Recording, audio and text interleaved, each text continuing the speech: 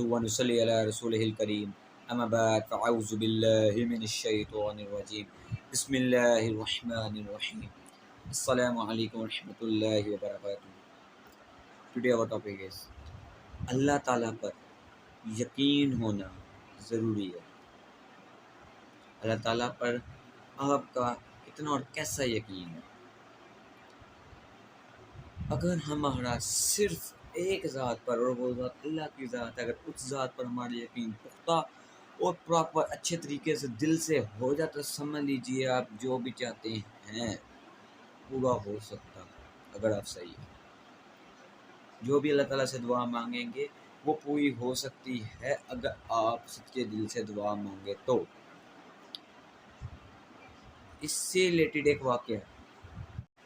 وہ واقعہ کیا ہے کہ ایک دفعہ حضرت ابو مالک رضی اللہ عنہ صحابی رسول ہیں، وہ ایک سفر سے واپس آ رہے تھے ایک سفر سے، تو ان کو راستے میں چور پڑ گیا.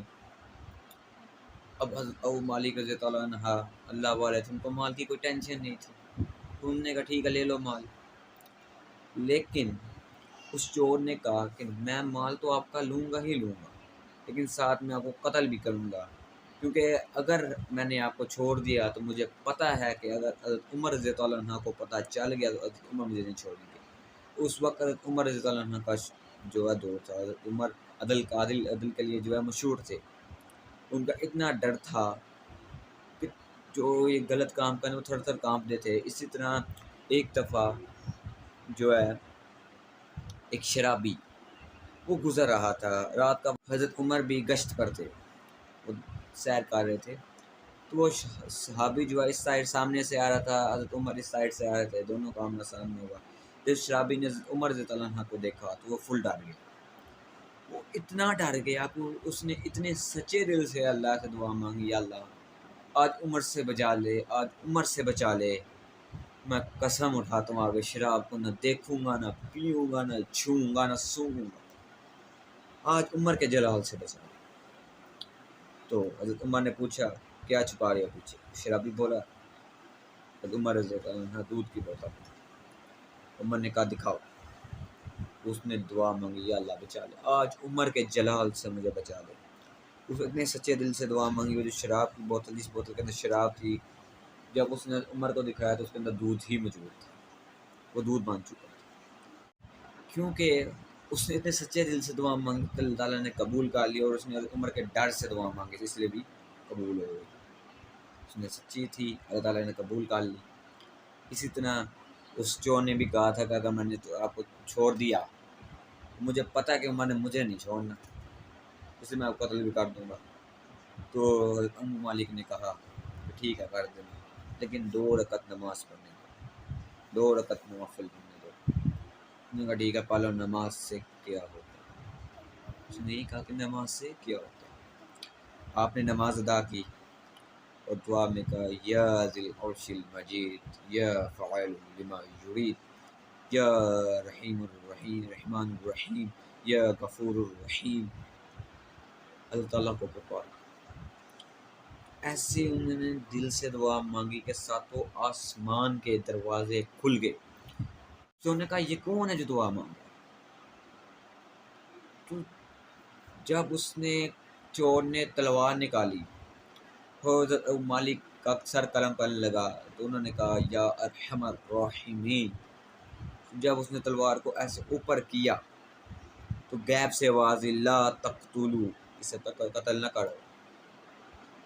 آپ نے دائیں دیکھا، بائیں دیکھا، پیچھے دیکھا، آگے دیکھا، کوئی بھی نہیں تھا.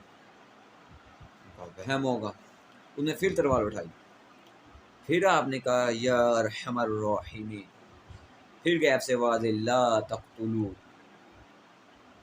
تیسری دفعہ بھی ایسا ہی ہوا. اس نے پھر تلوار اٹھائی، آپ نے پھر کہا یا ارحم الراحمین.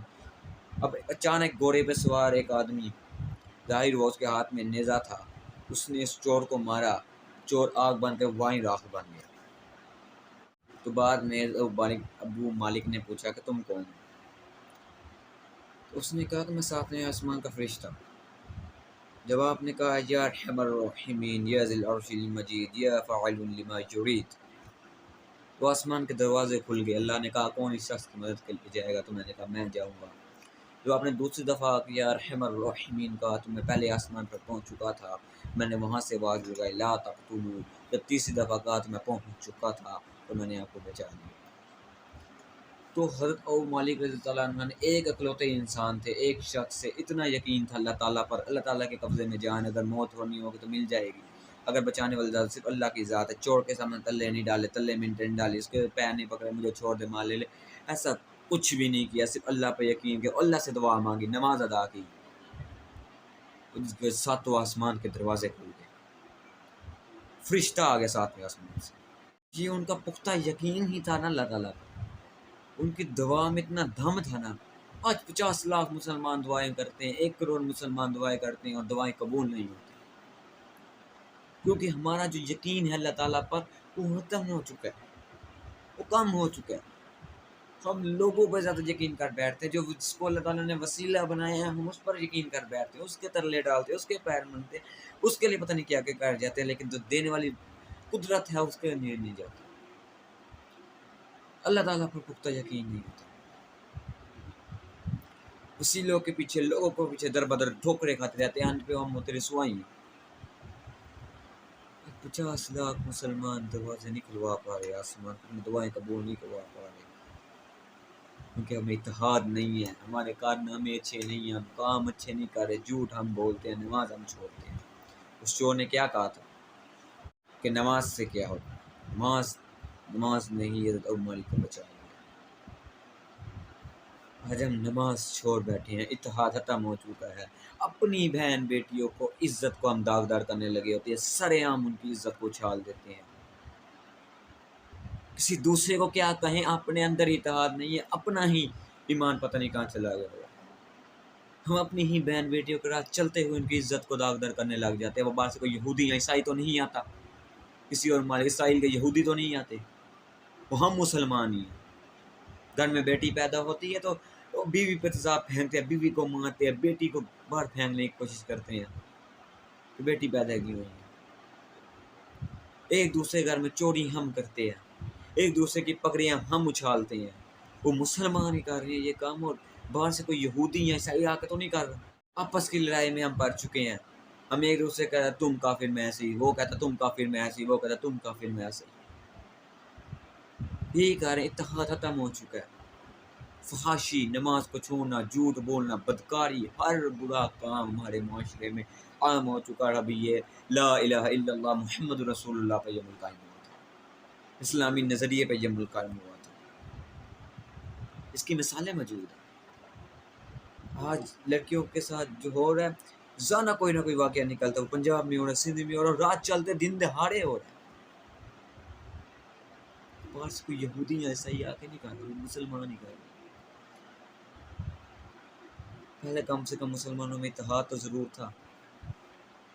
اپنی کسی کی بہن بیٹی کو مسلمان اپنی بہن بیٹی سمجھتے تھے، اور آج ہم آپس میں لڑنے پڑے ہیں. ترقی کریں گے کس طرح، ہم کامیاب ہوں گے؟ اللہ تعالیٰ اس وقت تک کسی قوم کی حالت نہیں بدلتا جب تک وہ قوم خود نہ چاہے اپنی حالت بدلنا. اللہ تعالیٰ نے قرآن مجید میں کہا، سورۃ الانفال میں کہا. تو کیسے؟ جھوٹ ہم نہیں چھوڑتے، نماز ہم نہیں پڑھتے،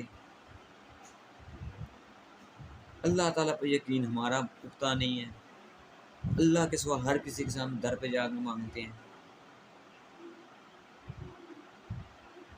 تو پھر ہم کہتے ہیں ہماری دعائیں قبول نہیں ہوتی، ہمیں کامیابی نہیں ملتی، ہمیں ترقی نہیں ملتی. صلی اللہ علیہ وآلہ وسلم نے خطبہ عرفات میں آخری الفاظ میں یہی کہا تھا کہ اے میری امت، مجھے روز قیامت شرمندہ نہ کرنا. اور آج اگر ہم اپنے معاشرے پر، اپنے کاموں پر، اپنے کارناموں پر نظر دوڑائیں تو آپ بتا سکتے ہیں، اپنے اندر ہی صرف دیکھ لیں تو آپ بتا سکتے ہیں کہ ہم کتنے پانی میں ہوں. جو نبی صلی اللہ علیہ وسلم نے کیا کہ ہم اس کو پورا کر پائیں. ایک دوسرے کی بہن بیٹیوں کو نہیں ہم چھوڑ رہے، بچیوں تک کو نہیں ہم چھوڑ رہے.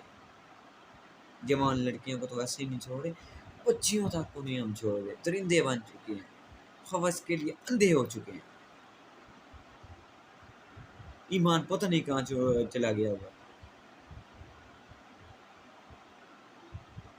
اپنی حالات کو بدلنے کی کوشش کریں. حکمرانوں کے علاوہ اپنے آپ کو ہی بدلنے کی کوشش کریں. ہم حکمرانوں کو بولتے رہتے اس نے نہیں یہ کیا، اس نے یہ نہیں کیا، یہ غلط ہے. جب تک آپ اپنے آپ کو خود نہیں بدلیں گے کیسے بدلا جائے گا سب کچھ؟ ایک انسان سے کچھ بھی نہیں ہوگا. آج اگر پاکستان میں کہیں 1000 روپے کا نوٹ زمین پہ پھینک دیا جائے نا، زیادہ سے زیادہ 5 منٹ وہ ساری زمین پہ پڑا ہوگا، اس کے بعد غائب ہو جائے گا. اتنا تو مدد نہیں. اللہ کی زمین سے ملا لے. اس طرح ترقیاں نہیں ہو سکتی، اس طرح ترقی نہیں ہم کر سکتے. ہم روز آخرت، ہم آخرت کو بھول بیٹھے. ہم آخرت میں کیا جواب دیں؟ ہم کہتے ہیں کہ ہمارا معاشرہ سب سے بہتر ہے. یہ ملک لا الہ الا اللہ محمد رسول اللہ پر قائم ہوا تھا. یہاں جو ہو رہا ہے وہ یہودی تو نہیں آ کے کار، اسرائیل تو نہیں آ کے کار، صرف ہم ہی کر رہے ہیں. سب سے پہلے سمجھنے کی، اس کے بعد اپنے آپ کو پہلے بہتر کرنے کی، پھر دوسروں کو بہتر کرنے کی. ہم دوسروں کے اندر سے نقص نکالتے رہتے ہیں لیکن اپنے اندر نہیں جانتے ہمارا دامن کتنا صاف ہے. پہلے اپنے دامن کو صاف کریں، اس کے بعد دوسروں کے پاس جائیں. وآخر دعواہم الحمد للہ.